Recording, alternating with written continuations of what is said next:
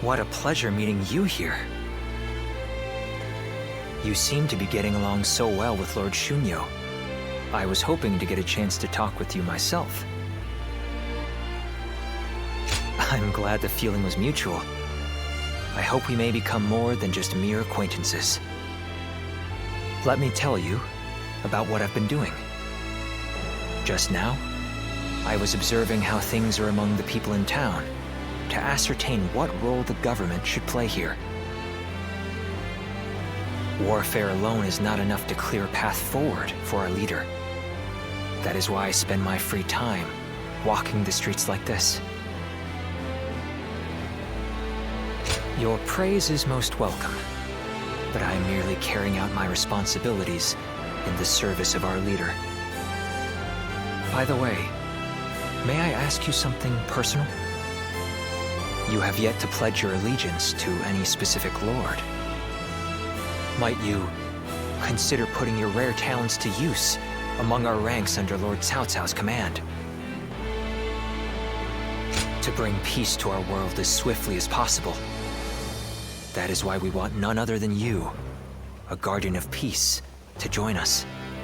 It may be your intention to continue to drift across the land like a benevolent breeze, helping as many people as you can. But you must understand that allying with those walking opposing paths is no different than allying with none at all. It will accomplish nothing, and will instead further fan the flames of conflict. No one wishes for that. These are my thoughts on the matter. Our land should be governed by one capable leader.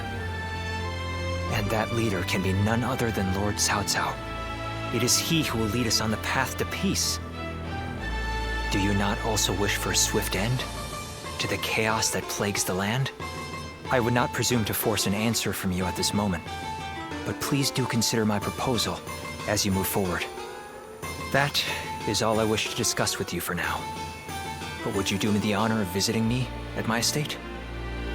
I would like to foster a friendship between us, as men who share a similar fate.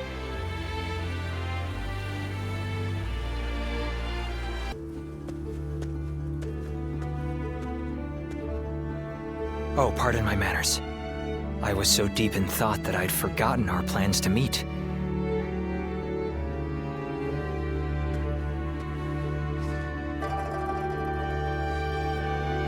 Yes, to tell you the truth, I haven't had even a moment to rest. Matters of war have been left to Lord Shunyo, Jashu, and Goja. That leaves the task of governing Shu in my hands. I must also be vigilant against agents of Yuanshao, interfering with domestic affairs. And the recent incident is yet to be fully dealt with.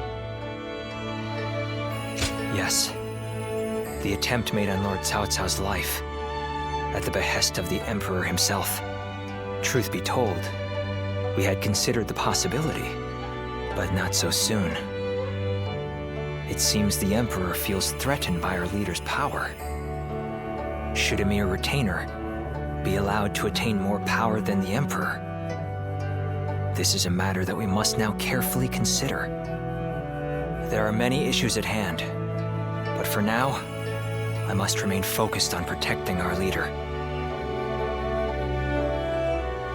Yes, but I do also desire respite. Perhaps it's fatigue taking its toll on me, but I find that my ability to focus is beginning to fray. The other day, I was out negotiating with officials and handling government affairs, all without noticing that my hat had caved in. The funny thing is that later I actually saw the ministers all walking together with their hats caved in the exact same way. I couldn't believe how quickly my carelessness had become a fashion statement. I suppose all I can do now is wait for it to go out of style. No, well, perhaps that is it. I am grateful for their respect, but now I feel even more embarrassed. I'd like for you to keep all this to yourself. Let it be our little secret. Be that as it may, I am glad that we have made plans to meet later. If I am to rest, I would very much like it to be with you at my side. Now, shall we make our way to my estate? Please forgive me if I fall asleep on the way.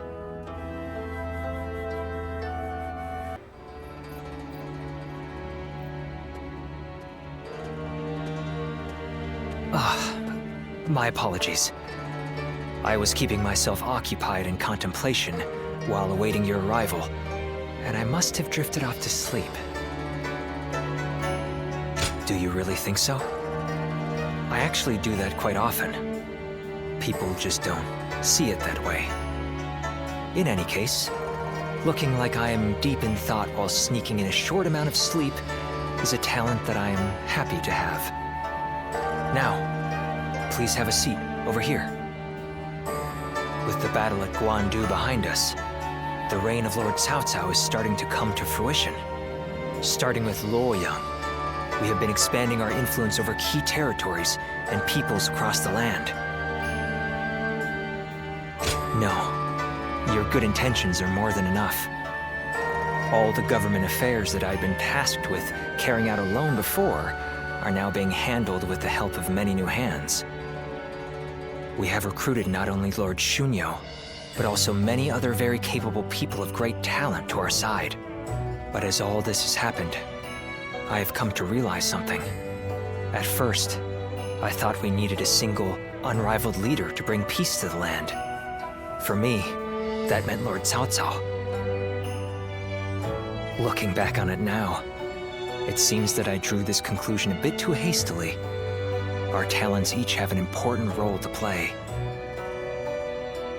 I have come to understand that we are at our most powerful when we all join hands and work together. I would also like to join hands with you. Regardless of what happens to me in the future, may I count on having your friendship? I am relieved. Now I can rest without a care in the world. By the way, do you remember that story I told you before? About that time I went out with my hat caved in and unintentionally started a new trend that spread like wildfire. I really should have just gone back immediately and explained it to everyone. But I had a reason for not doing so. You are the only one who knows my secret. I wanted to have something like that between us. From now on, you are the only one I need to be open with about my faults and failures. No, you're the only one I want. I'm actually quite stubborn, believe it or not.